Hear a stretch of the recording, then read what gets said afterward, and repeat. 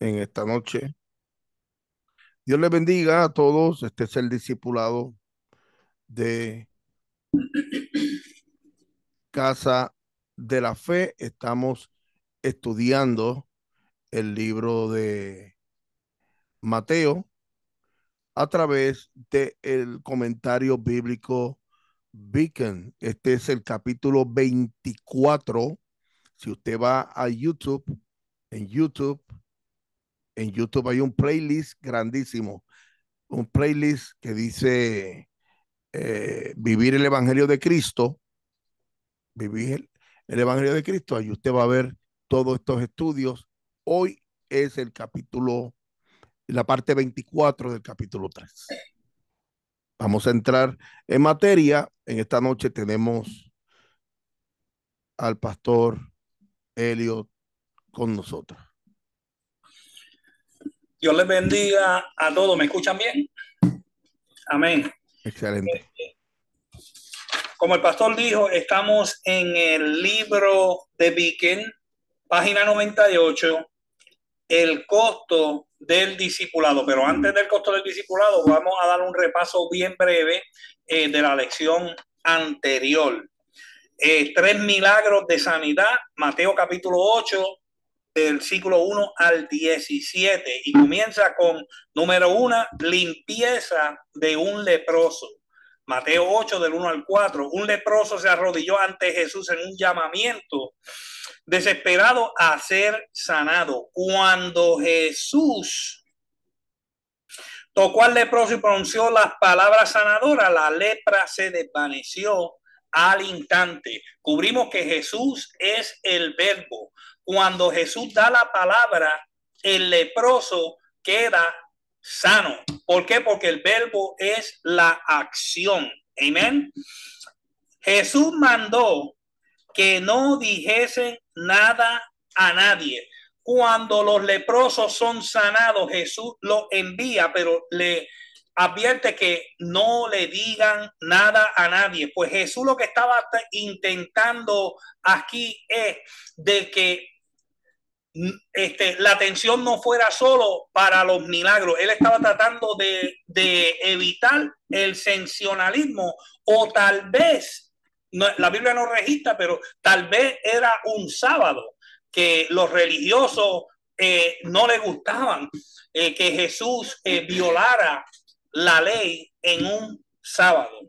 Proseguimos.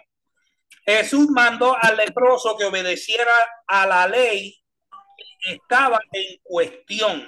O sea, el sanado tenía que ir y presentarse ante el sacerdote. Eso se encuentra en Levíticos 14, del 1 adelante. Él tenía que mostrarse, llevar la ofrenda, y después de 8 días tenía que ir para atrás y llevar otra ofrenda de gratitud.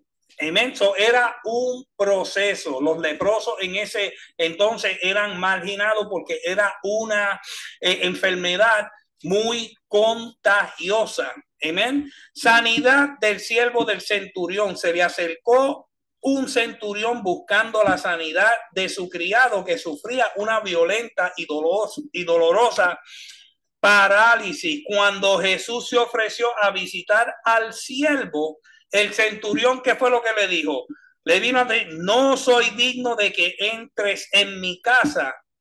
No era necesario, porque tú le puedes sanar dando la palabra. Después le dice que él sabe de autoridad. O sea que aquí el centurión estaba demostrando una humildad, y aún Jesús se estaba sujetando a lo que el centurión le estaba diciendo. Como el pastor dijo la semana pasada, no se sabía cuál era el asunto que había ahí, pero se podía imaginar, porque el centurión estaba a cargo de 100 soldados. Amén. El centurión sabía quién era Jesús, pero tal vez sus soldados no sabían quién era Jesús. Tal vez sus soldados lo que sabía era que era un hombre judío que estaba causando revuelta y tal vez uno de estos soldados para apuntarse, subir de rango, quién sabe si quería echarle mano a Jesús. Eso no iba a suceder. ¿Por qué? Porque había un plan y un propósito perfecto de Dios. Mire, Jesús salva al centurión en no ir a su casa. ¿Quién sabe si Jesús entrando a la casa del centurión, qué iba a pasar con ese centurión, pastor? Le iban a dar, como digo yo, machete. Le iban a dar machete, le iban a dar machete, seguro. ¿Por qué? Porque acuérdate que los romanos estaban detrás de los hebreos, de los judíos. Y más que todo, ya Jesús tenía un precedente, le estaban fabricando un caso. O sea, es importante entender que todas estas cosas pudieron haber pasado, como dice el maestro. Todo esto pudo haber pasado. Todo pudo haber sucedido de esta manera. Una de las cosas importantes que los emperadores querían era tener total control y total orden. Cualquier tipo de revuelta, el gobernante que estuviera ahí presente lo destituían de su cargo y también lo podían exiliar. So, era muy importante mantener el orden en ese realmo de control judío. Mateo 8 del día al 12, Jesús se maravilló ante la fe de este gentil. No había hallado tanta fe entre el pueblo de Dios, el pueblo de Israel.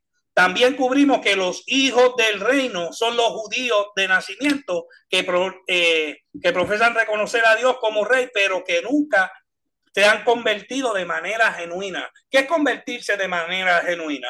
Es aceptar a Jesucristo como único y exclusivo Salvador, apartarse del mal, porque es algo más que tú aceptar al Señor.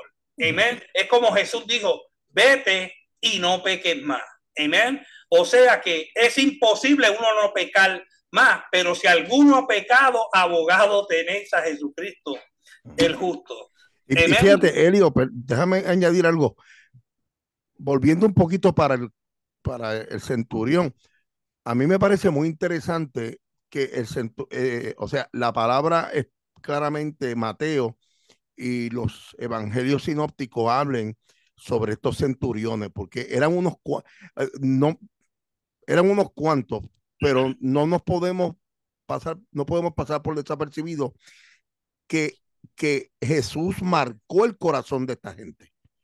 De alguna manera, porque fíjate que este centurión se la juega fría, pero él entendía, y mira, y así como la mujer del flujo de sangre tocó aquella parte de los flecos, de los flequitos del manto del maestro, de los flequitos, y virtud salió de él, estar al lado de Jesús en ese momento, como este hombre, qué habrá sentido este hombre en el corazón. Todas esas cosas yo me las hago en mi mente loca, porque uno piensa tanto, o sea, de la figura del maestro, ahí mismo, aquí en la tierra, brother, eso es una cosa que no tiene precio. Yo también lo pongo como aquel que cargó el madero, el cireneo. O sea, que toca ese madero, que toca esa sangre. Hermano, ¿tú no crees que hubo un cambio drástico en ese momento al tocar esa sangre? Brother, lo creo firmemente. Por eso estos centuriones, estos soldados, muchos de estos soldados y centuriones se convirtieron antes de que Jesús hubiese exclamado, consumado es. Ya ellos estaban convertidos, ya el Espíritu Santo estaba trabajando con ellos. Gloria a Dios. Ese centurión tenía una fe, como dicen, una fe violenta, porque tú encontrarte con el maestro y tú decirle al maestro, solo di la palabra. Eso fue una revelación como se lo reveló Dios a Pedro. Tú eres el Cristo, tú eres el Mesías, ¿entiendes? Tú eres el Hijo de Dios. So, eso fue una revelación directa que ese centurión, por eso es que yo siempre lo digo, que el centurión tuvo un encuentro con el Espíritu Santo de Dios. Amén. Mateo 8:13, el criado fue sanado en aquella misma hora, aunque Jesús estaba a cierta distancia. Para Dios no hay distancia. Jesús es el verbo encarnado. El verbo encarnado dio la palabra y inmediatamente en aquella hora el criado fue sanado. Mira, esto se puede comparar a Cristo sanando a los privilegiados gentiles de la parálisis del pecado, aun que él mismo no esté corporalmente. El poder de Jesucristo, mire, como me gustó la analogía que usó Matías Narváez, que decía que el brazo de Dios se extiende y llega hasta los últimos, hasta las cunetas, llega a donde el hombre no puede llegar. Amén, porque le servimos a un Dios invisible, un Dios omnisciente, omnipotente y omnipresente que está aquí porque sentimos su presencia aquí, pero a la misma vez está en Israel, está por Palestina, está en Rusia, está en China, está en todo lugar donde dice la palabra, donde haya 2 o 3 reunidos en su nombre, ahí él está. Vamos a proseguir. Sanidad de la suegra de Pedro, Mateo 8, del 14 al 17. Jesús le tocó la mano y le dejó la fiebre.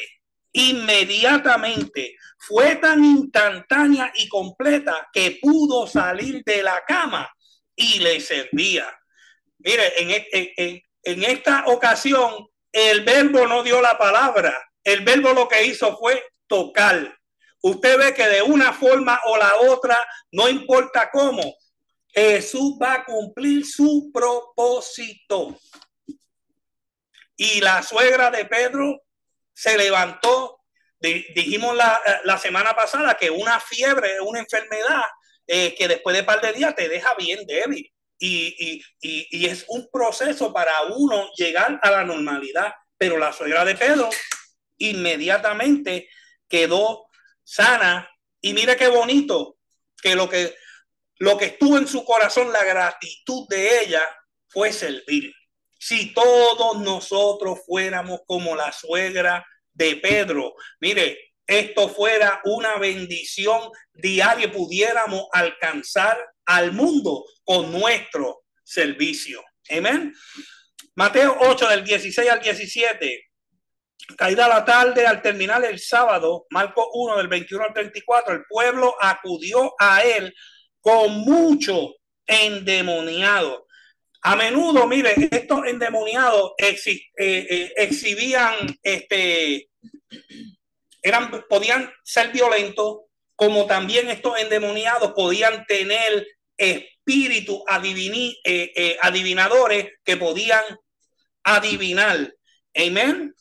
Podían exhibir un conocimiento que era sobrenatural. En otras ocasiones eran atormentados. Jesús con su palabra echó fuera los demonios, sanó enfermos y cumplió la profecía de Isaías 53:4. Él tomó él mismo nuestras enfermedades y cargó nuestra dolencia.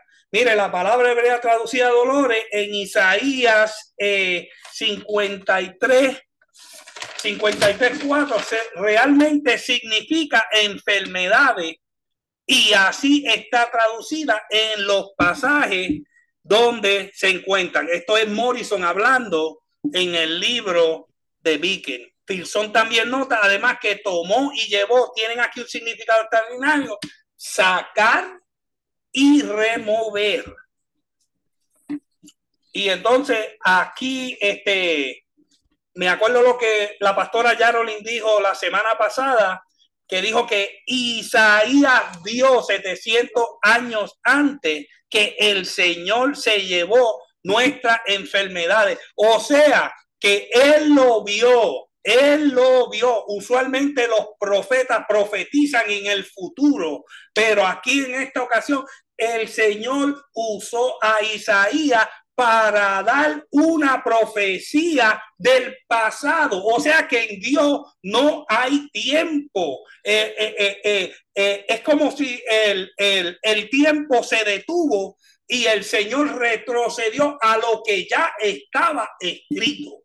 Mire, la palabra dice que Él nos conoció desde antes de la fundación del mundo. So, Él nos conoce ya. Él sabe todo lo que nosotros vamos a hacer y mucho más, lo que su Hijo ya había hecho por nosotros. El verbo es la acción de la oración. El verbo se utiliza para llamar al Emanuel y se hizo carne. Isaías bien claro vio lo que le sucedió al Mesías. Mire, y como estoy usando las palabras del pastor que dice, el profeta hablaba en tiempo futuro y Isaías hablaba en tiempo pasado. Aquí terminamos con este repaso. Ahora podemos entrar de lleno al costo del discipulado. ¿Alguien tiene algún comentario tocante al repaso o estamos bien? Amén. So, vamos a buscar en nuestras Biblias, y si usted lo que tiene un celular o una tableta, también lo puede buscar ahí. Estamos en Mateo capítulo 8 y vamos a hacer lectura del versículo 18 al 22. Amén. So, si la hermana Wanda Rosa puede leer el versículo 18 y 19, el hermano Jorge Molina puede leer el 20 y déjame ver, la hermana Sari puede leer el 21 y el 22. Amén. Cuando lo tengan, pueden empezar a leerlo.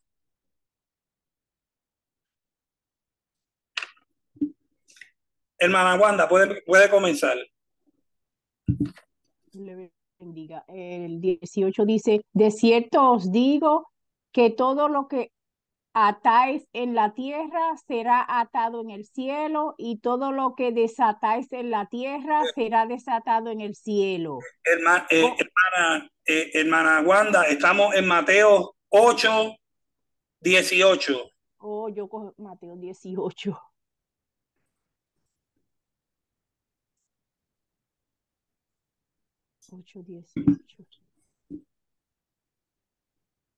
Viendo Jesús rodeado de mucha gente, mandó pasar al otro lado, y vio un escriba y le dijo, Maestro, te seguiré a donde quiera que vayas. Jesús le dijo, las zorras tienen guarida y las aves del cielo nidos, mas el Hijo del Hombre no tiene donde recostar su cabeza. Hermano Jorge Molina, el 21.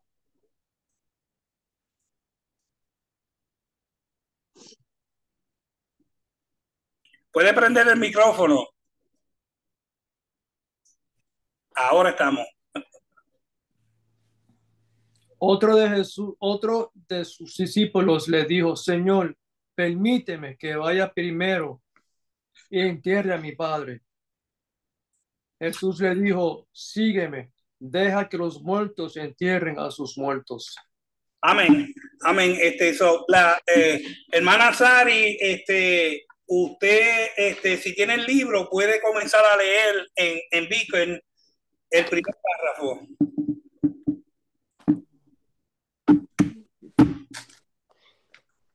Jesús era un trabajador incansable. Sin embargo, se daba cuenta de que en algunas ocasiones debía salir de entre la mucha gente que lo acosaba constantemente. De modo que ordenó a sus discípulos que pasaran al otro lado de la costa oriental del mar de Galilea, donde pudieran anticipar un periodo de descanso y retiro. Puede seguir. ¿Sigo? Sí. Okay. Un ferviente escriba, un ferviente escriba, maestro de la ley, vino a Jesús con una oferta que parecía indicar una consagración completa. Maestro, te seguiré a donde quiera que vayas. Pero Cristo probó a este posible discípulo, recordándole que las zorras tienen guaridas y las aves nido, mas el Hijo del Hombre no tiene dónde recostar su cabeza. En otras palabras, calcula el costo.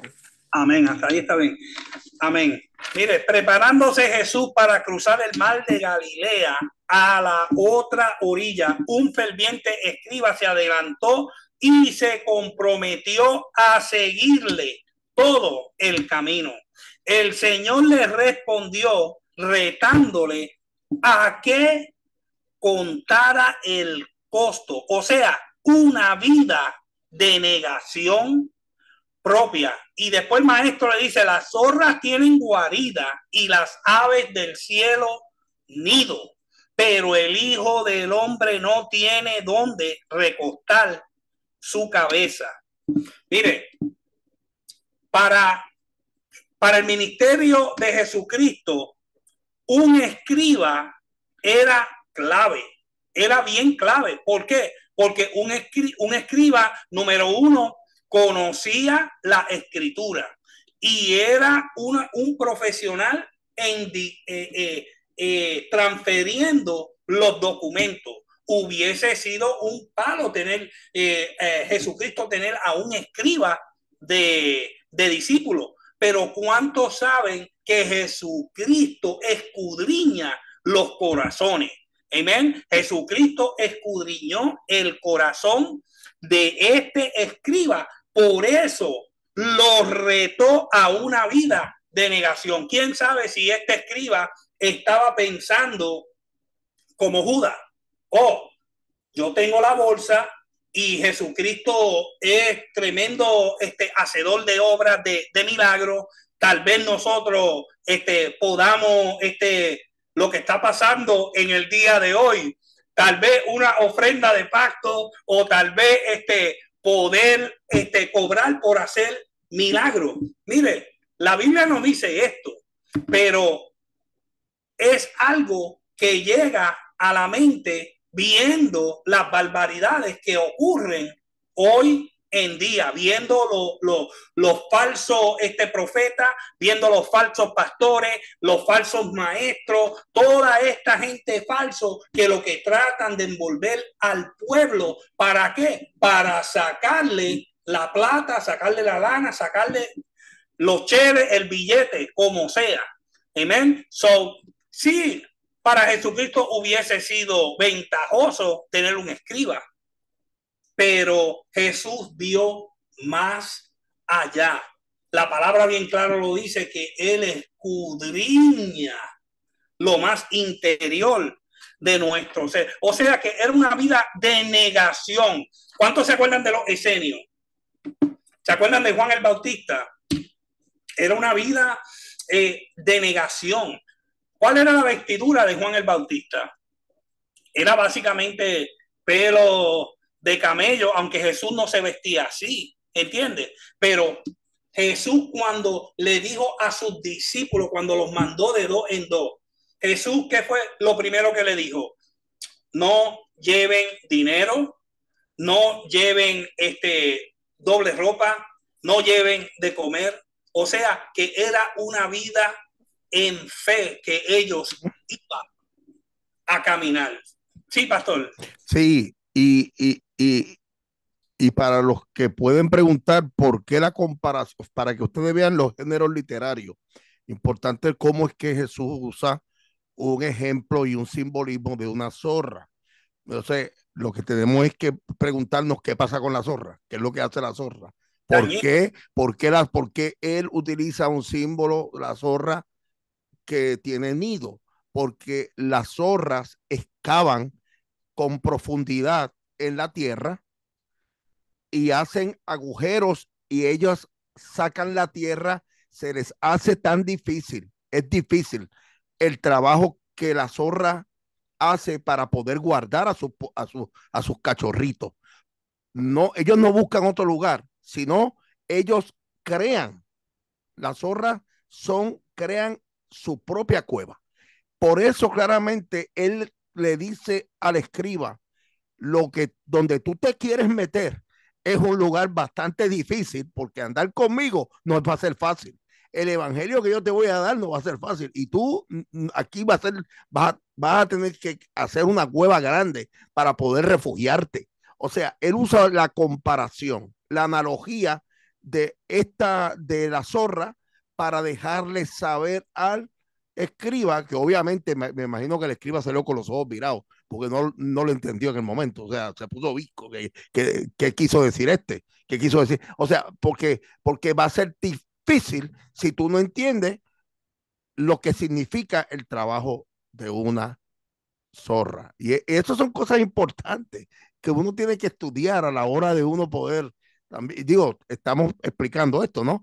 Y el maestro trae una enseñanza muy profunda, pero para que usted sepa que Jesús siempre hablaba de una manera inteligente, muy sabio para poder él dirigirse y más a un escriba. Yo creo que Félix quiere decir algo. Félix. Sí, quiero preguntar, entonces, ¿por qué aquí Jesús le dijo, vayan y dígale a esa zorra que hoy y mañana estaré expulsando demonios y curando a los enfermos? Mira, y es bueno que tú preguntaste eso, pero una analogía de la vida de la zorra, los granjeros americanos, uno de los animales que más odian son las zorras. ¿Ustedes saben por qué? Porque son bien dañinas. Las zorras entran, ellas pican aquí, pican allá, matan un pollo, matan otro, y después se llevan el que ellos escogen. Y mira la analogía que Jesús usa aquí, que aún un animal tan dañino, Dios tiene cuidado de la zorra. Amén. Dios va a tener cuidado de la zorra, no matter what, pero el escriba no lo entendió. Él no lo pudo entender. Amén. ¿Por qué? Porque él estaba pensando con una mente carnal. Y por eso fue que la Biblia nos registra que el escriba le siguió. ¿Seguimos o alguien tiene otro? Bueno, Félix hizo un comentario y ¿quién está aquí entrando? Un momentito. Hizo un comentario que dice, ¿dónde dice Félix?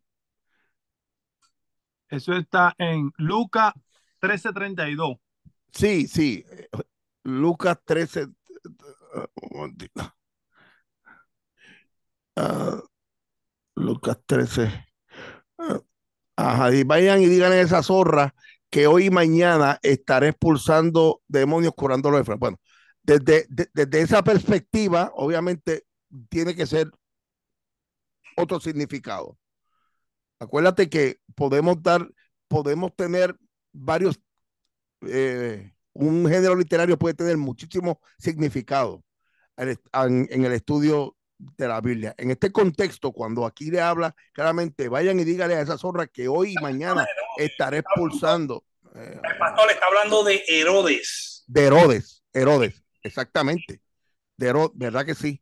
Dice, en ese momento llegaron unos fariseos y le dijeron, huye porque el rey Herodes Antipas quiere matarte. Jesús le dijo, vayan y dígale a esa zorra, pero utiliza zorra desde otra perspectiva, desde otro contexto bien negativo, aquí, en esta parte. Nada que ver con lo que utiliza en Mateo 8. Sí, pero la analogía de la zorra, que es bien dañina. Dañina, correcto. Ahí puede entrar en juego en el comentario que dijo Jesús, dígale a aquella zorra que él venía a echar. ¿Por qué? Porque una zorra es un animal dañino. Es un animal dañino que te lo digo, los granjeros odian la zorra. Eso te iba a decir, que los pastores y los granjeros odiaban la zorra porque le hacían daño a las ovejas, se comían las ovejas. O sea, eran bien dañinas. Sí. Eran bien dañinas. Y todavía hoy en día, si los granjeros ven una zorra, lo matan. Lo matan, ¿por qué? Porque entra, le muerde las patas a la oveja, y no solo a una. Ellos atacan a una, a otra, y después la primera que se muera, pues es la que ellos se comen. Amén. Ellos, las zorras son bien dañinas, por eso fue que en ese comentario Jesús llamó a Herodes una zorra. Era malo. Malo. Miriam, yo creo que Miriam tiene una pregunta también, mamá. Miriam. No, yo lo que tengo es un comentario, que es lo que yo puedo entender de una cosa y de la otra. Es que así tanto como las zorras, ya sean malas y hagan todo el daño que hagan, tienen donde guardar y tienen donde recostar su cabeza, pueden descansar, no importa el daño y la maldad que hagan. No importa las aves, toda necesidad y todo el trabajo que puedan estar pasando, tienen un lugar donde llegar y descansar a sus nidos, pero el Hijo del Hombre, aún con todo lo bueno que haga, no tendrá donde recostar su cabeza. Esto está bien interesante, ¿sabes? Esto está bien deep. Sí, bueno, se lo está diciendo a un escriba. Entonces, si el escriba se fue loco y sin idea, sin saber por qué le está llamando zorra, entonces tenemos eso ahora nosotros que estamos estudiando esto, estamos aprendiendo. Alguien te dice a ti, oye, este tipo es bien zorro, este tipo es bien zorro, este hombre es bien zorro, te está dando un insulto, te está insultando. O sea, papá, que el escriba tiene todas las comodidades. Seguro. De poder de tener un buen descanso. O sea, si tú estás dispuesto a dejar toda esa vida que tú tienes de facilidades y de comodidad, pues entonces vente. Yo creo que Jorge Crespo quería añadir algo. No, yo quería preguntar, y entonces, ¿por qué usa las aves? Sí, porque él está dando un ejemplo de los animales. Básicamente, mire, la zorra, aunque sea dañina, amén, tiene su propósito porque Dios creó a todo animal, mire, a todo principado, toda potestad. ¿Para qué? Para su gloria. ¿Entiende? Ellos tienen un propósito, aunque sean dañinos. Dios sabe por qué los creó. Las aves de los cielos, mire, hasta las aves tienen nido y hasta hacen nido en las cúpulas de la iglesia que glorifican a Dios. ¿Entiende? ¿Por qué? Por la provisión de Dios. O sea, él básicamente le está diciendo, mira, aunque las zorras tienen su guarida por el conocimiento que Dios le da a la zorra, aunque las aves tienen su nido. ¿Por qué? Porque cuando se creó la ave, Dios le incrustó en el ADN de la ave que tenía que aprender a hacer un nido. ¿Entiende? Le dijo que ellos tenían, mas el Hijo del Hombre no tenía dónde recostar su cabeza. Esos son ejemplos que Jesús estaba usando para describir su condición. Pastora Yarolín. El comentario en Beacon, la letra B dice el costo del discipulado. Entonces, la primera oración dice, Jesús, ¿cómo es que dice en español? Un trabajador incansable. Un trabajador incansable. Me imagino que un escriba está en un lugar cerrado, en su asientito, con su bolígrafo, bastante cómodo. So, Jesús usa estos dos animales para dejarle saber a él lo que es el ministerio, lo que va a costar ser un discípulo de él. Es correcto. Ya ahí pusiste el punto en la I, mamá, porque, o sea, si vamos a Beacon y entendemos lo que Beacon está diciendo, él está comparando de que aún la ave tiene su nido, que ha trabajado duro para hacer el nido, pero lo logró hacer. Que la zorra, aunque es dañina, pero mira, tiene su guarida, que allí metió mano y se esconde en la tierra. Pero el Hijo del Hombre no tiene ningún lugar. O sea, mejor explicación no pudiste haber dado. Gracias, Amén. amor. Tremendo. Seguimos. En su ministerio público no tenía un hogar propio. Sin embargo, había hogares en los que se le acogía con agrado y generalmente tenía un lugar para dormir. ¿Cuántos han leído ese versículo? No me viene a la mente ahora dónde está, pero dice que el que haya dejado a Cristo, por Cristo, va a tener más de, va a tener 100 casas y más de lo que ha dejado. O sea que no es que en esta tierra tú vas a tener 100 casas. O sea, pero Dios te va a abrir la puerta para donde quiera que tú vayas, como le abría la puerta a Jesús. Mateo 19, 20. Y todos los que hayan dejado casa, hermanos, hermanas, o sea, recibirán 100 por 1 el beneficio de la herencia. Mateo 19, 29. Amen. Mateo 19, 29. Sí. Mateo 19, 29. Gracias, pastor. Sí. El verdadero sentido de sus palabras parece espiritual. Este mundo no podía darle un reposo verdadero ni permanente. Tenía una obra que hacer y no podía reposar hasta que la hubiese llevado a cabo. Usted ve que él, como dice Beacon, él era un trabajador incansable. Eso, imagínate a Jesucristo con una mansión. Exacto. Eso pues, te iba a decir. Eso no tuviera sentido. ¿Por qué? Porque Jesucristo iba a estar de camino.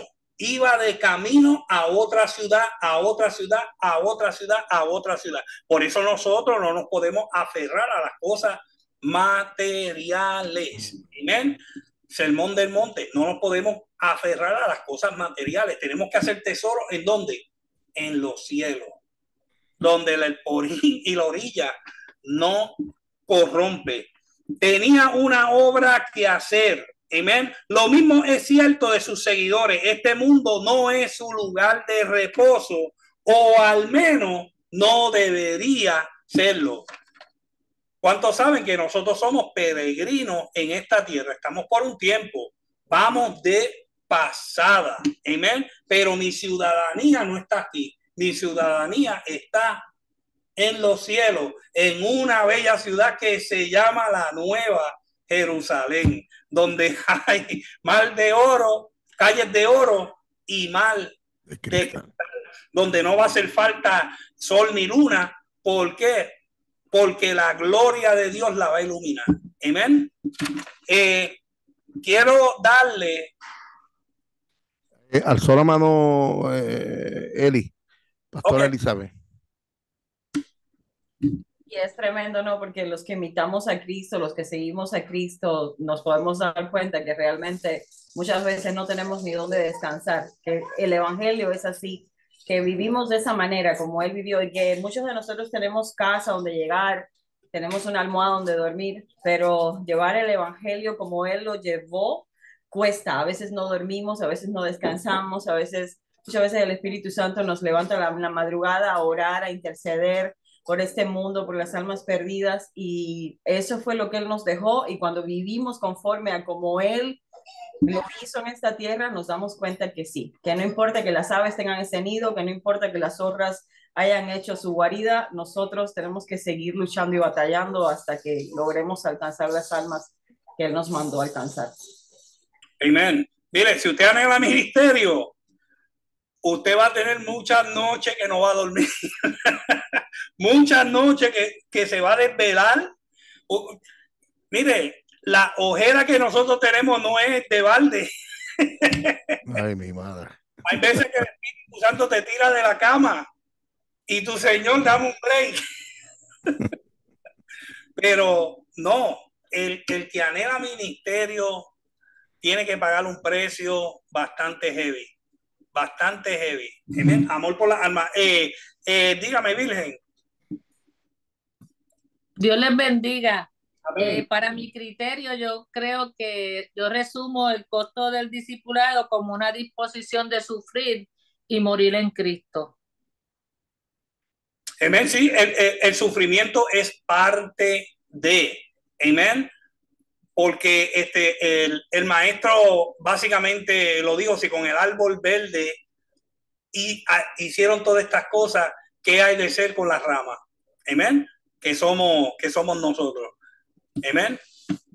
So, quiero darle, busqué el significado del Hijo del Hombre. Amén. Entonces, en el yo tengo un diccionario bíblico ilustrado, Holman, dice, Hijo del Hombre, expresión que aparece tanto en el Antiguo Testamento como en el Nuevo Testamento.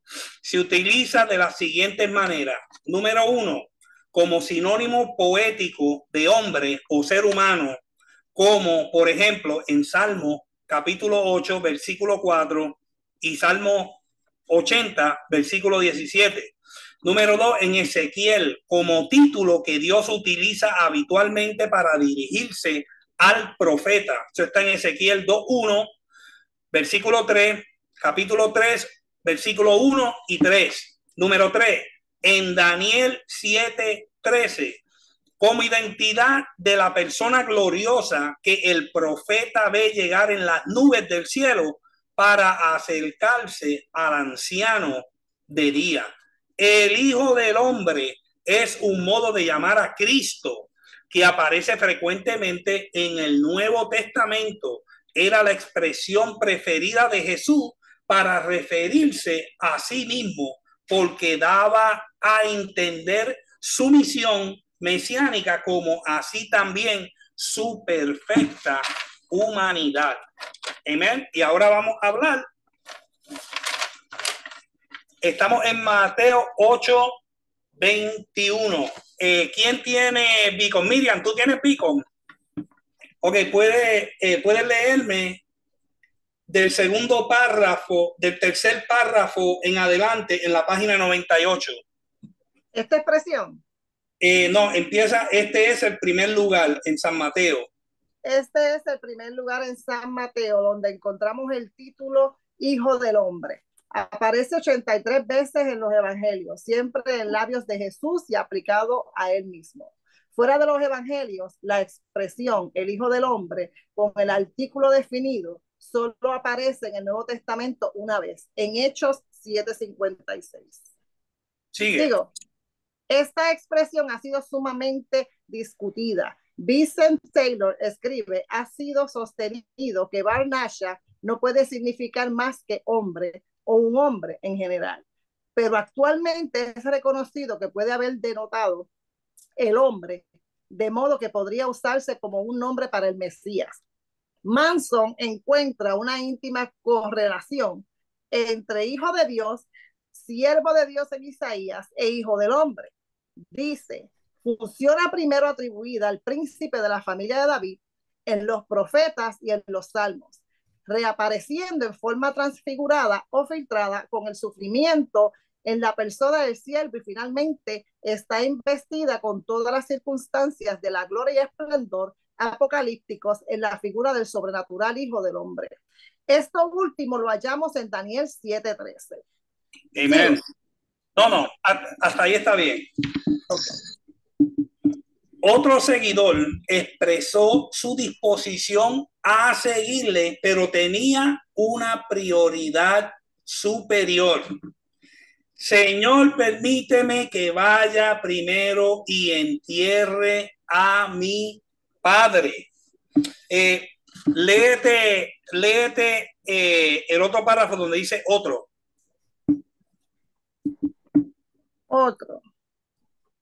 Otro de los discípulos de Jesús le dijo, Señor, permíteme que vaya primero y entierre a mi padre. La réplica del maestro parece áspera. Sígueme. Deja que los muertos entierren a sus muertos.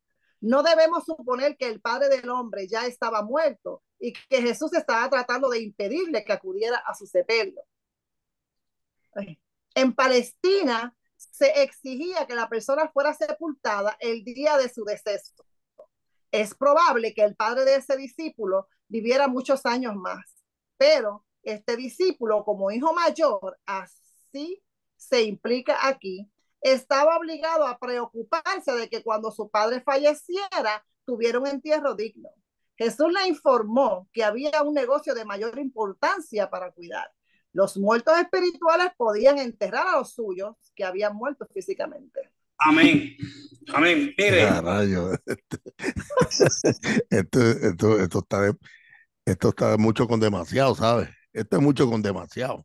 Mire, poca diferencia hay primero.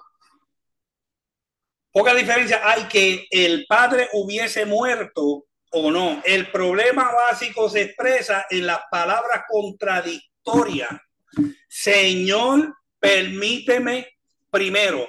O sea que, mire, a Dios hay que darle el primer lugar en todo.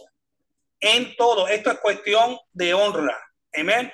Si le damos el primer lugar a Dios, mire, créame que Dios nos va a ahorrar y que su propósito y su plan va a poder avanzar aún mayor de lo que nosotros nos imaginamos.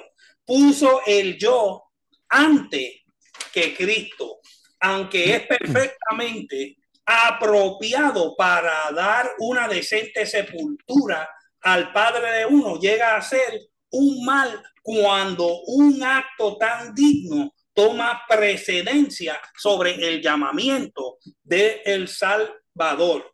Y voy a hacer una pausa aquí porque quiero darle el ejemplo de los, ¿cuántos se acuerdan de los nazareos? ¿Cuántos se acuerdan de las clases anteriores? Los nazareos. Mire, los nazareos no podían guardar luto por sus padres porque ellos eran santos para Dios, o sea, o separados para Dios. Eso está en Números capítulo 6 del 6 al 8.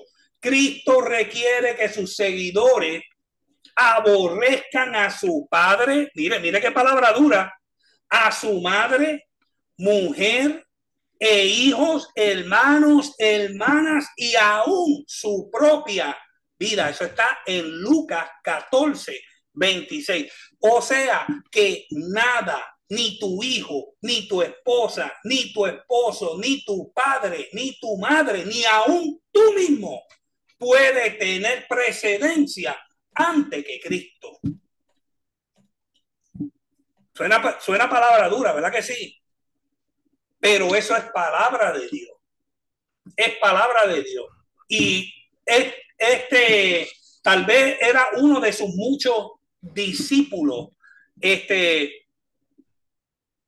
Cuando dice que los muertos entierren a los otros muertos, está hablando de muerte espiritual. Todos tenemos familiares, lamentablemente, que por más que se le predique, por más amor que tú le des, por más que tú los mimes, por más que tú los empujes a entrar en el propósito de Dios, no quieren caminar. ¿Entiendes? Son muertos espirituales. Por eso, perdóname, a eso quería añadir, porque Bicon lo explica muy bien. O sea, suena un poquito difícil y contundente lo que Jesús le dice a esta persona. Porque mira, estamos hablando de un palestino. Ojo con esto para que ustedes vean que hoy en día la guerra que hay entre Palestina y los radicales que están en Palestina contra Israel. Fíjate esto. Y este palestino obviamente quería estar con Jesús. Iba detrás de Jesús. Y le dice claramente, los muertos se entierran a los muertos. En otras palabras, tu vida ahora mismo está muerta espiritualmente. Tú necesitas de mí, porque ya tu papá está en otro lugar. Tú necesitas de mí. Aún entendiendo, número uno, que tenía que enterrarse el mismo día por la cultura palestina. Número dos, cuando habla de aborrecer, obviamente Jesús no te dice a ti que tú odias a tus padres. Jesús no te dice a ti que tú aborrezcas. El aborrecer aquí es que no te afanes, que lo primero tiene que ser Cristo y después tu familia. Amen. Cristo primero y después tu familia. Cristo y después el trabajo. Cristo y después tu familia. Cristo y después los ministerios. Cristo y después todo lo demás. O sea, obviamente son términos y conceptos que Jesús trae que son duros, pero la realidad es, déjame decirte algo, Helio, uno le dice algo a alguien esto en el siglo XXI que estamos viviendo y te hablan malo, te dicen 2 o 3 palabras malas. Llevarlo a Mateo capítulo 10. Vaya. Ahí es peor todavía. Yo no vine a traer paz, vine a traer guerra. Contienda. Yaro. Podemos decir que esta persona le dice a Jesús, Señor, le está diciendo Señor como un amo, master, dueño de él, ¿verdad? Señor. Y después dice, pero tengo que ir a hacer esto primero. Esas 2 palabras no pueden ir juntas. Amén. Tú no puedes decir Señor y después pero. Lord, but. No, eso no va junto. Que hay que enseñar esa partecita. Esas 2 no van juntas. Si es tu Señor, tú lo vas a seguir. Esa observación. Amén. Seguimos. Miriam, sigue leyendo. Hay solo un pasaje paralelo a este en Lucas. Se describe a un tercer individuo presentándose para seguir a Jesús, pero primero quiere despedirse de los que están en su casa. Tal cosa significaba días de fiesta y cumplimientos sociales a todos los parientes. Jesús le amonestó contra el peligro de mirar atrás. Boefer ha expresado bien la lección principal de esta sección. Dice al respecto, Jesús llama a los hombres a seguirlo, no como al maestro o dechado de la buena vida, sino como al Cristo, el Hijo de Dios. Cuando somos llamados a seguir a Cristo, lo que se nos pide es que demos una exclusiva adhesión a su persona. Amén. Amén. Mire, una exclusiva adhesión, o sea, que tienes que pegarte como pega a Cristo. ¿Cuántos se acuerdan cuando eran pequeños que hacían esos arts and crafts en kindergarten, que te llenaban las manos de pega para tú coger la botella y pegarle los stickers y todo, que toda esa pega se te quedaba adhesiva y después te la tenías que pelar, ¿verdad que sí? Tú hacías así y no te salía porque se secaba, pues te la tenías que pelar. Mire, así es que el Cristo tiene que estar pegado a usted. Déjame dar un comentario para cerrar este sector para poder entrar en otros 3 milagros. Jesús le respondió en este sentido: tu primer deber es sígueme y deja que los muertos espirituales entierren a sus muertos físicos. Un inconverso puede hacer esta clase de trabajo, pero hay una obra que solo tú puedes hacer. Da lo mejor de tu vida o a lo que realmente permanece. No se nos dice cómo respondieron estos 2 seguidores, pero la intensa implicación es que abandonaron a Cristo para hacerse un cómodo puesto para ellos mismos en el mundo y pasar su vida abrazando lo secundario antes de condenarlo. Y escuchen esto, deberíamos ponernos a prueba nosotros mismos acerca de los términos del discipulado. Amén. Nos podemos tomar 5 segundos para analizarnos nosotros mismos. Amén. Para ese término del discipulado, ¿estamos dispuestos a dejarlo todo por Jesús? Vamos a hacer. Mire, si usted es una persona popular en su trabajo, y yo sé lo que yo le hablo, si usted es una persona bien popular, búsquese en qué usted está fallando, porque cuando usted empiece a abrir su boca y a hablar de Cristo, el infierno se va a virar la pata arriba. Pero tengo buenas noticias. las puertas del Hades no prevalecerán en contra de la iglesia de Cristo. Amén. ¿Alguien tiene algo que añadir o un comentario? Sí, yo quiero añadir algo. O sea, nosotros aquí que somos estudiantes de la palabra y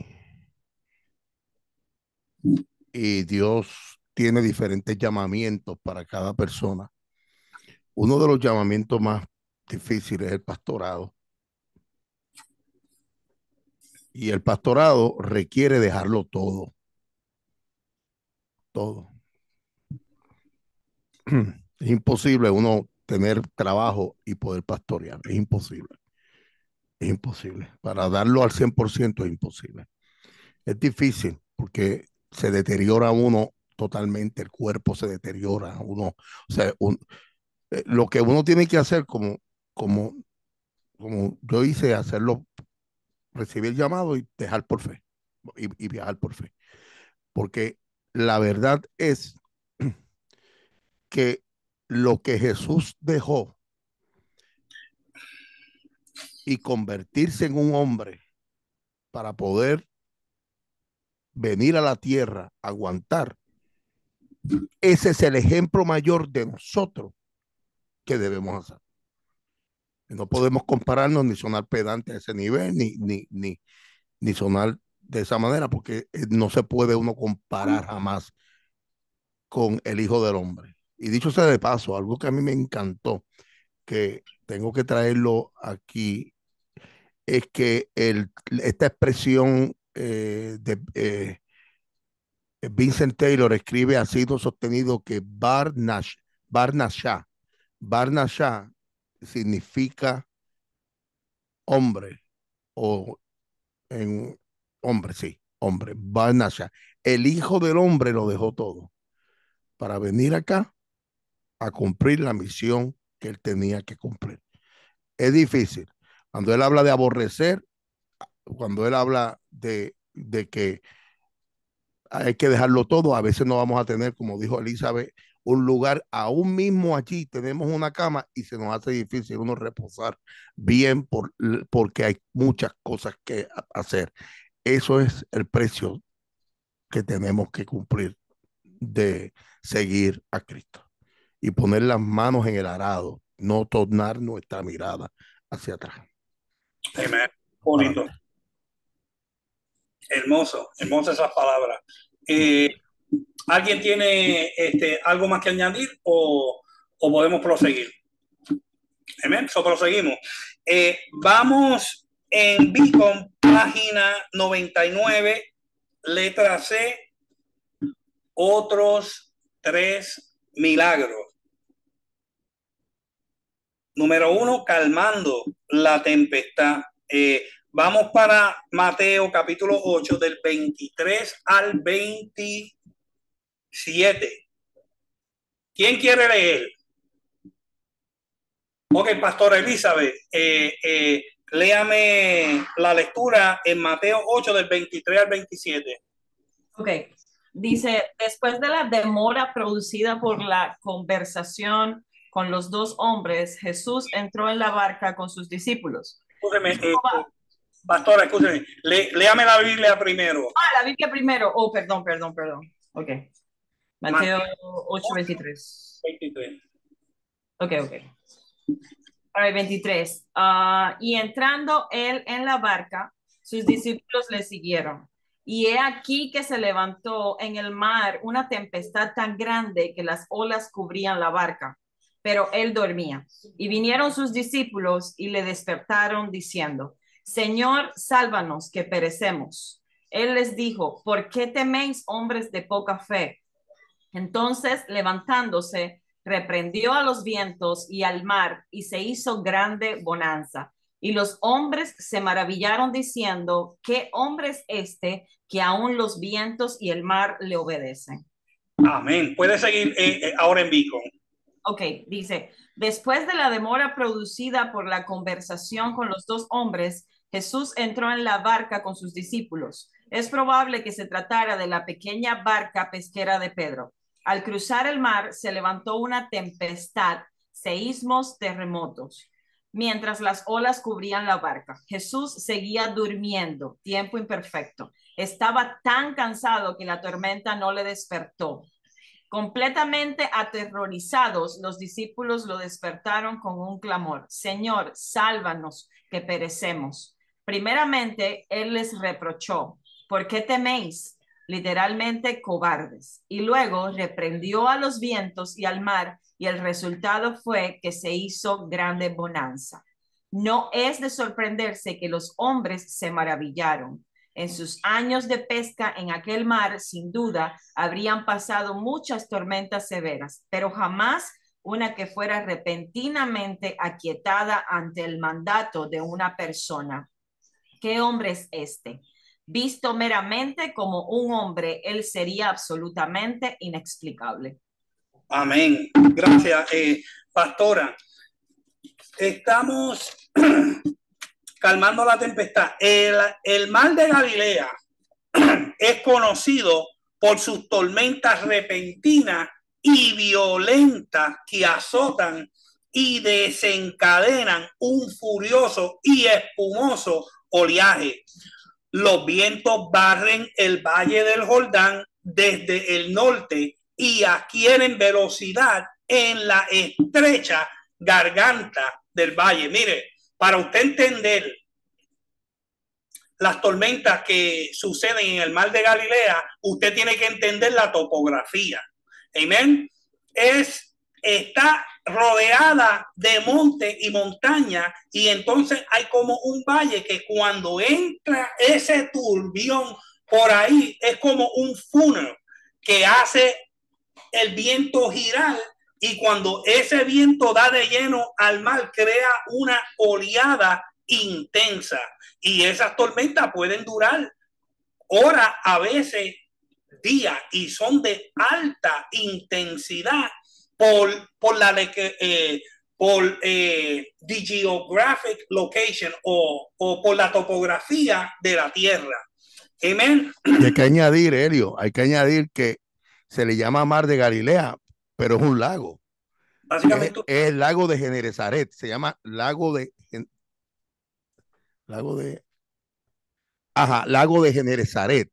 Ese lago, como está rodeado de montaña, como dice el maestro, se crean remolinos en el mismo medio. Se le llama mar de Galilea, pero también lago de Tiberíades, lago de Genesaret o lago de Kineret. Amén. Es totalmente de agua dulce, y dice que este lago es de agua dulce de Asia Occidental, perteneciente a Israel, incluida una estrecha franja costera de 10 metros de anchura en su costa. En la orilla oeste se sitúa la ciudad de Tiberíades, construida por Herodes Antipas en honor al emperador romano Tiberio. O sea, ya, eso es solamente un punto para que aprendamos un poquitito más. Gracias por esa lección geográfica. Mire, los lagos son aún más peligrosos que el mar. ¿Usted sabe por qué? Es correcto. Porque como es agua dulce, la embarcación no flotan con tanta lucidez, con tanta facilidad como un brazo de agua salada. Amén. Yo tenía un bote como de 18 pies con un motor y nada, y a mí me encantaba echarlo en los lagos. Pero una vez estaba remolcando a unas personas con una dona de esa, lo que le llaman the tube, la dona, para que brincara por la ola y pasarlas bien. Y no sé qué pasó, que dio una vuelta hacia el barco y esa soga se le enredó en la hélice. Me tiro al lago, trato de desenrollar la soga, y mire, es difícil usted mantenerse a flote sin un salvavidas en un brazo de agua dulce como un lago. Y más ese lago que tiré el bote, que era un lago como de 50 y pico de millas, de grande y había oleaje. Es bien difícil. Ahí los barcos se pueden hundir muy fácilmente. ¿Cuántos conocen the Great Lakes? Los lagos grandes. Está Lake Erie, Lago Erie, Superior, Huron, Lake Michigan. Un montón, Ontario.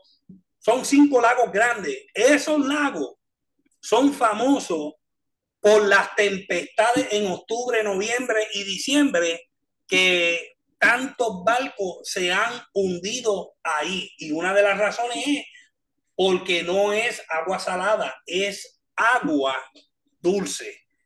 Amén. Es un mal bien peligroso. En esta ocasión, Jesús estaba cruzando desde la orilla occidental hacia la oriental. Cuando se desató la tempestad, él dormía en la barca. Mira, te puse ahí un mapa para que veas. Mira qué chévere está eso, mira. Lo encontré ahorita mismo. Mira eso. Sería bueno si apareciera uno con las montañas, que se viera la sí, lo estoy buscando. Sí. Para dar la ilustración. Sí, lo estoy buscando, lo voy a buscar. Entonces, imagínense el cansancio que tenía el maestro. Acuérdense que Jesucristo era 100% hombre, 100% Dios. Él estaba cansado, pero en una tormenta, en una tempestad, me imagino que abajo del barco Jesucristo tenía que estar moviéndose de un lado al otro con el oleaje y no se despertaba. Los discípulos aterrorizados lo fueron a despertar. ¿Entiendes? Lo fueron a despertar porque el maestro estaba cansado. Y ellos se creían que iban a perecer. Los aterrorizados discípulos lo despertaron con sus frenéticos gritos pidiendo ayuda. Habla bien de ellos que acudieron a la persona adecuada. Ahí estaba el Verbo encarnado. Después de reprenderlo por su poca fe, reprendió a los vientos y al mar. Entonces sobrevino una gran calma y ellos se maravillaron de que incluso los elementos obedeciesen su voz. Qué poco comprendían que el creador y sustentador del universo estaba aquel día en la barca. Solo Dios puede hablarle a la naturaleza para que le obedezca. Vamos para Job, capítulo 38, versículos del 8 al 11.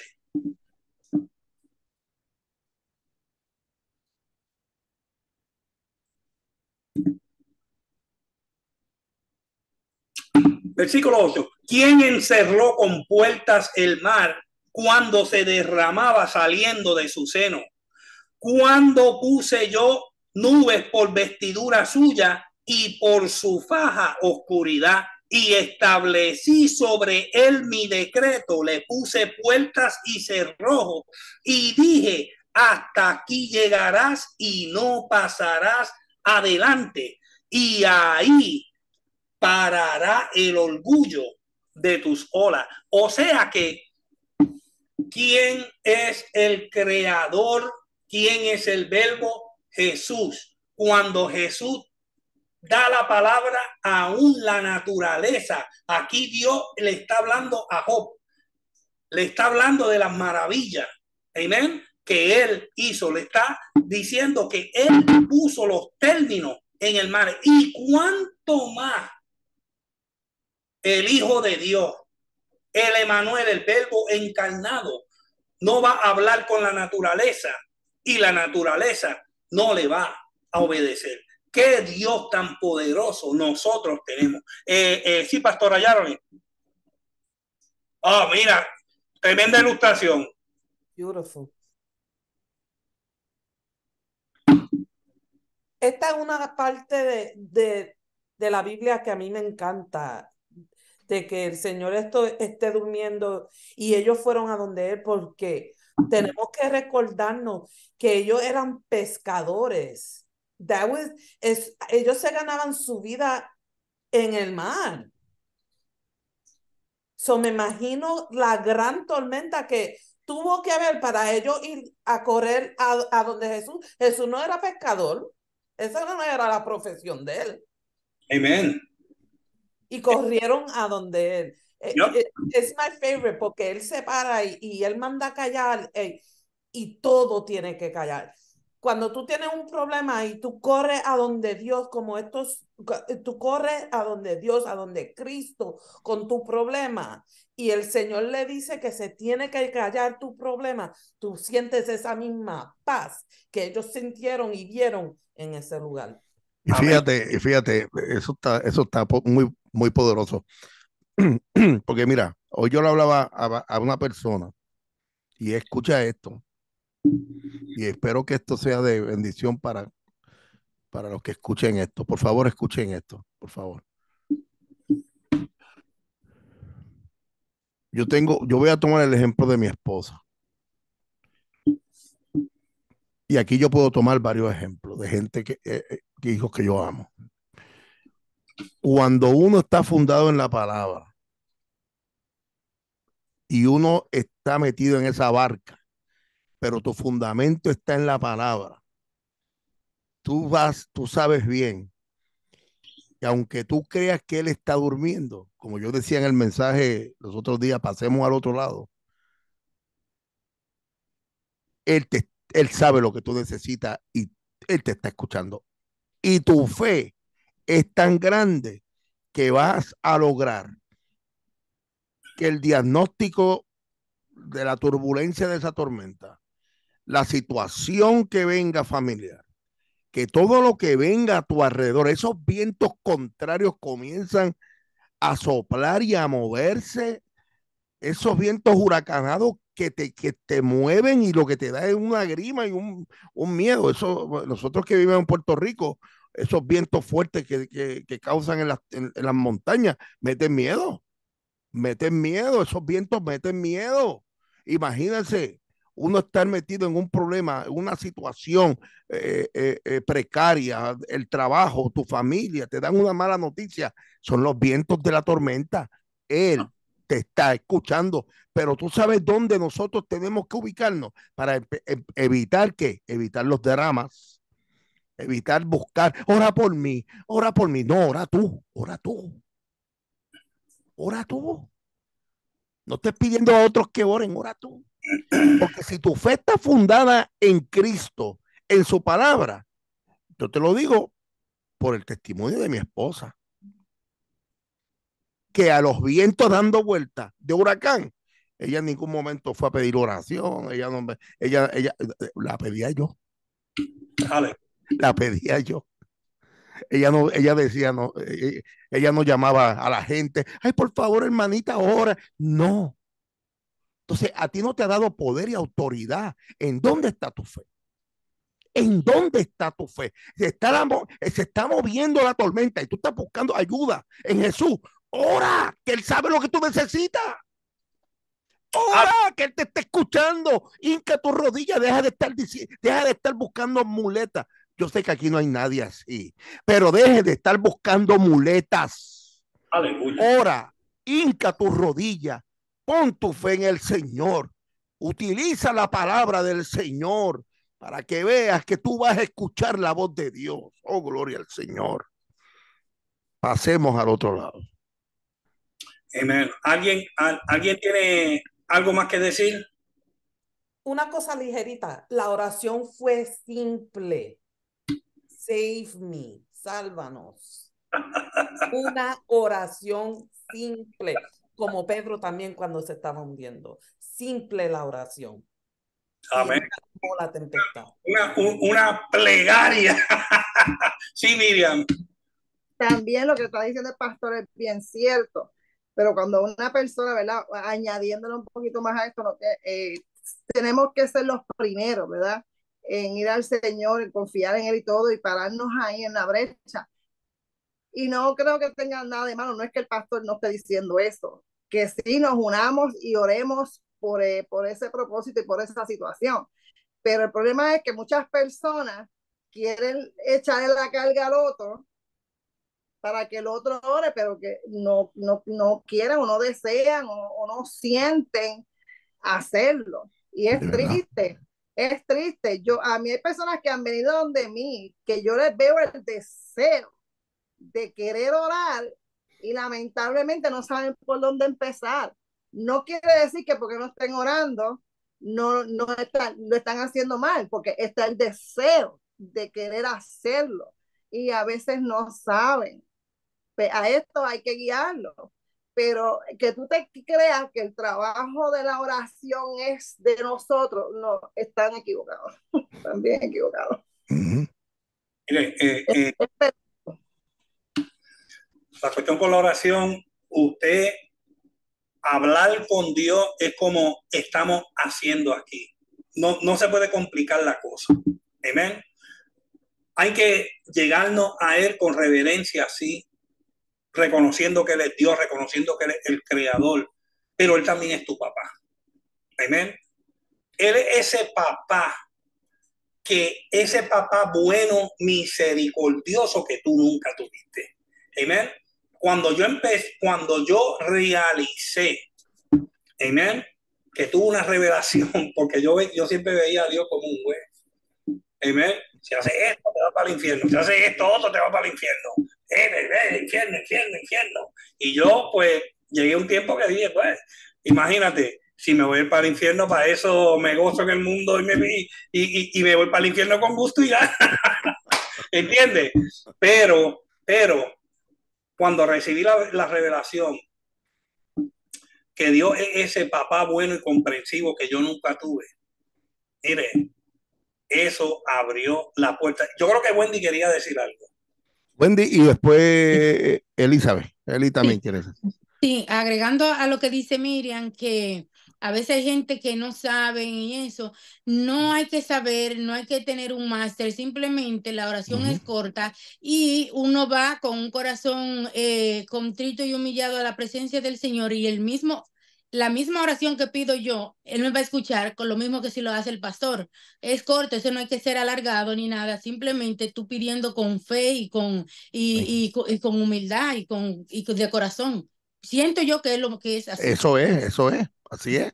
De eso se trata. Elizabeth. Y es que a veces Dios no quiere obrar en nosotros a través de la oración del otro, quiere obrar en nosotros a través de nuestra oración, para que le conozcamos y para que sepamos quién es Él. Excelente, esa fue la tapa que se le puso, como tú dices, la cubana esa cubana que está ahí dice, esa fue la tapa que le puso al pomo, ¿ves? La tapa del pomo, qué sé yo. Pero mira, algo importante también que quiero, que Yaro trajo, este punto lo trajo Yaro, y esto me vino a la mente ahora. Déjame decirte algo, Jesús no era loco, él no era loco para nada. Jesús sabía lo que estaba haciendo. En su humanidad él sabía lo que estaba haciendo. Él escoge, en esa barca habían pescadores, pero eran 2 o 3 pescadores, no eran todos. Amen. Tenemos un Mateo que se mete en una barca y me imagino cómo estaba ese muchachito. Bueno, pienso yo en el de Chosen, en el tipo de Chosen que parece un loco. Yo me imagino ese muchachito metido en esa barca. Oye, esto. ¿A qué rayo me metí yo aquí con esta gente? Y mira esta tormenta, ¿cómo vamos a hacer? Y yo me imagino a Pedro diciéndole, papito, déjame, no te preocupes, que esto lo hemos pasado un montón de veces. Porque fíjate cómo lo hace Jesús, haciendo un cuerpo, o sea, trayendo yo una comparativa del cuerpo de Cristo. Habían allí carpinteros, habían allí gente que hacen túnica, no todos eran pescadores, o sea que el Señor supo lo que hizo para también traerle una enseñanza a esa gente que estaba en esa barca. Oh, gloria al Señor. Y no podemos dejar pasar por alto lo que hablamos ese día que yo traje este mensaje de pasar al otro lado, que Jesús se mete en esa barquita, porque tampoco era una barca grande, era una barquita donde estaban esta gente. Una barquita.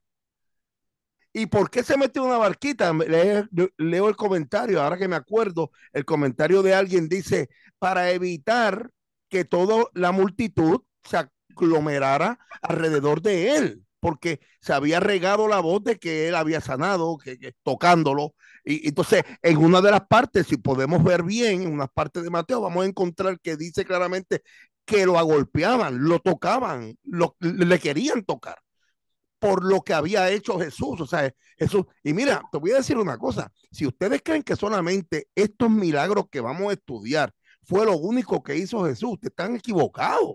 Si usted busca Juan 21:25, Juan 21:25, usted va a encontrar claramente que Juan dice, no me acuerdo ahora, lo voy a tararear, y muchos milagros más hizo Jesús que si se escribieran en un libro, no hubiera libro para que los pudiera aguantar.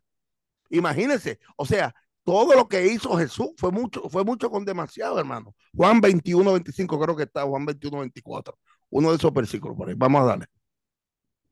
Amén.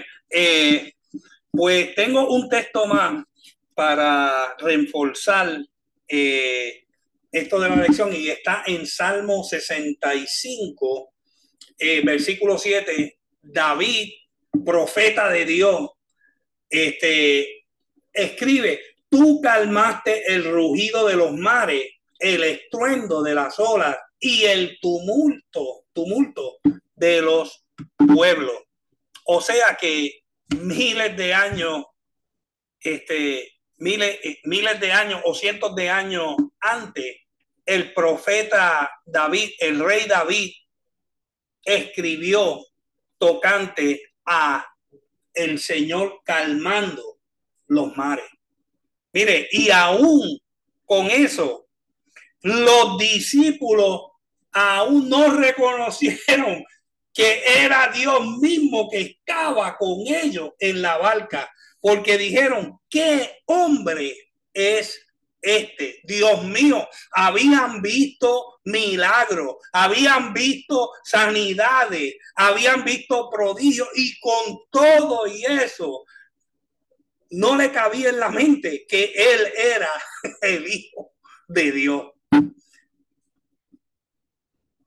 Hay veces que nosotros también, tantos milagros que hemos experimentado, tantas puertas que Dios ha abierto, tantas sanidades que hemos experimentado, y muchas veces por el problema nos ahogamos y nos olvidamos de que Jesucristo está presente y efectivo después de hace de 2000 y pico de años atrás.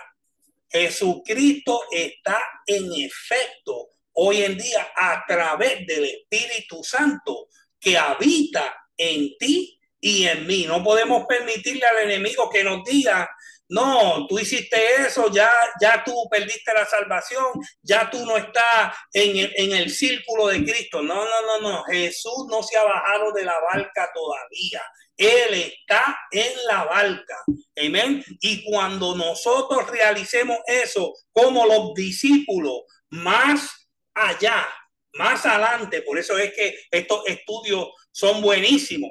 ¿Por qué? Porque estamos conociendo la trayectoria de los discípulos. Sí, Dios los usó a ellos, a cada uno de ellos, pero ellos tuvieron que pasar un proceso. Y muchos de nosotros estamos pasando esos procesos. Amén. So, el pastor con nosotros. Un aplauso fuerte. Un aplauso fuerte. Wow, tremenda clase. Cada vez se ponen mejor. Cada vez se ponen mejor. Gloria al Señor, le damos toda la gloria al Señor. Es importante, hermano, es importante, y esto es parte del crecimiento. Crecía Jesús en gracia y sabiduría. Y dice que en Lucas 4 llegó al templo como de costumbre. Dice, como de costumbre, llegó Jesús al templo a estudiar, a orar, a dialogar y aprender la palabra. Y le dieron el libro del rollo de el profeta Isaías. Nunca bajo estime el estudio de la palabra, hermano. La palabra hay que estudiarla. Esto hay que estudiarlo para evitar caer en error. Por eso es que nosotros tenemos que ser diligente a la hora de estudiar. Esdras capítulo 7, versículo 10 dice claramente: y preparaba Esdras su corazón para inquirir en la ley vivirla y enseñarla. Creo que eso es lo que dice el texto. No me estoy tratando de acordarme. Siempre ese texto me llama la atención porque Esdras llegaba del exilio babilónico, destruido totalmente con Nehemías, y ya ustedes saben que Nehemías vino a reconstruir las murallas de Israel y Esdras a trabajar las murallas espirituales de todo eso, gente que llegaron destruidos de ese exilio.